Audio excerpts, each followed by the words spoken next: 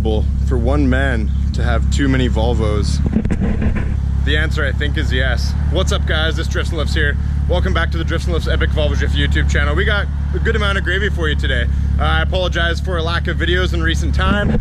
But yeah, we got some stuff going on today, so I figured I'd pull out the camera and film it. So I wanted to show you guys this car. We've actually never started it up before, and it's got just horrible piston slap, or maybe rod knock. I think piston slap. So I'm gonna show you guys that. I also want to show you guys, we got some new wheels on Miss Huff. My good friend Justin Burnett hooked me up with these for a good price. They're just some random Steelies, but they're 15x8 and -20 offset, I believe. So they stick out pretty far and they look pretty gangster. 50 bucks, can't go wrong. So yeah, we actually fixed the intake leak on Miss Huff. As you guys remember, there's that one drift video I did, and we had a the crack on the manifold right here. So it actually gave us a really bad intake leak. It was causing it to run pretty funny. So Dan at Post Haste Performance welded that up for me. It's all sealed now. The car's running a little strange now. I think something got tweaked a bit when I had the ITB set up off the car on the bench. It might be a mechanical thing. Maybe one throttle body might be out of adjustment a little bit, or the TPS. But yeah, so it still does run at least, and I'm going to be prepping this for the drift event next month. So that's going on. We actually have drift events at our local speedway now, guys, and these ones are going to be, this is actually a competition, so it's going to have a $2,000 cash prize, and that could really help me out. To be honest, I'm pretty low on funds right now if you guys want to help that out. Cop some merch. We got the Volvo Drift Pilsner, all the Volvo Drift beer flavors. But yeah, anyway, so I'm gonna get Miss Huff and try to be as competitive as possible. I'm gonna be against cars that have a lot more power, mind you, but we're gonna see what we can do. Miss Huff's a pretty good handling car. If the track's doesn't have super long straights, I can usually keep up to people because this car's fairly nimble. So what I'm gonna do right now is start up this car. I'm gonna show you guys the rod knock / piston slap. And then we're gonna, because the battery's dead on Miss Huff, when this one's running, we're gonna take the jumper cables off, put them on Miss Huff, start this one up for a bit. Once we're done that, we're gonna go do some fun stuff with Ted. We're gonna see how long of a burnout we can do at a disclosed location. All right, guys, so let's see if this thing starts. If you guys are new to the channel, this is, I forget what the name of this car is. I picked it up for $200. It is a wagon, so it's gonna be the new off-road beater car that I put big tires on, weld the diff, take off jumps, that kind of fun stuff. But yeah, the motor is really clappy, so that's why I got it so cheap. But I think it's still gonna run for a while at least, so let's see what happens. Oh yeah, there she goes. There she goes. Oh geez. Ooh, that's knocky here. Let's get outside and take a listen.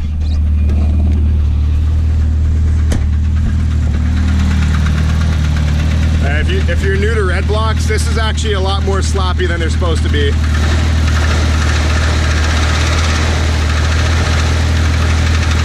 Yeah, so it's not supposed to be that loud.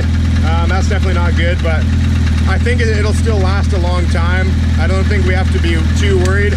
But you guys let me know in the comments what you think, rod knock or piston slap. All right, so let's bring these jumpers over to Miss Huff. Slap them on there, see if Miss Huff starts up.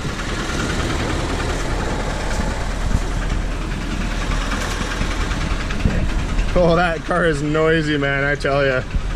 That's crazy. All right, let's listen to these ITBs. All right.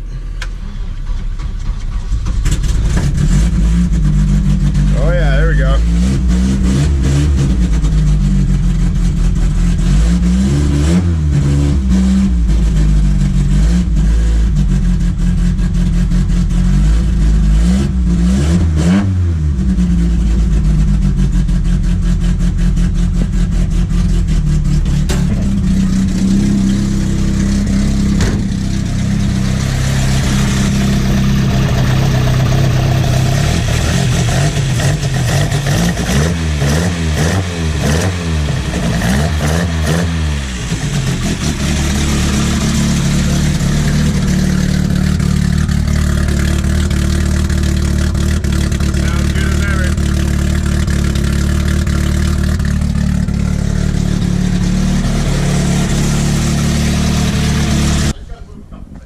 All right, guys, so we just stopped here at Old Timer's Garage, and yeah, so this is a nice little burnout spot where we like to do some burnouts. As you can see, the road is already pretty caked with a lot of burnouts.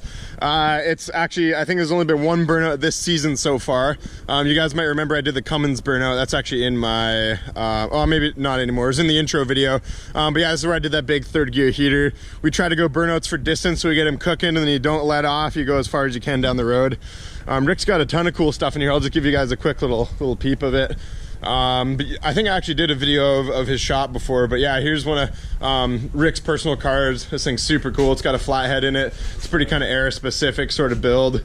Yeah, really cool. Tons of cool old stuff laying around here. But yeah, let's see. What I'm gonna do, guys, is first gear, and then I'm gonna shift it into second and try to get it winded out all the way to redline, and then I'll just let off the brake and we'll see how long Ted the cigarette can peel down the road.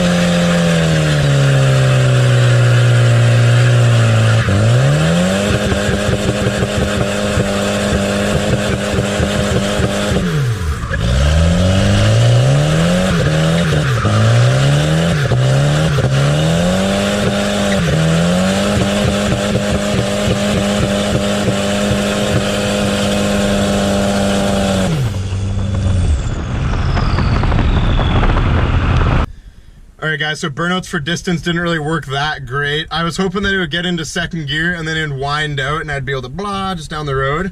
But every time it shifted into second, it would just bog down. So I had to keep it in first and just pang to pang pang down the road. But yeah, not a whole lot else is gonna go on today, but we are at some random undisclosed cul-de-sac. So I figured I'd do some cul-de-sac drifts just to keep things interesting. And then that'll pretty much be a wrap up of the video. So let's see what happens.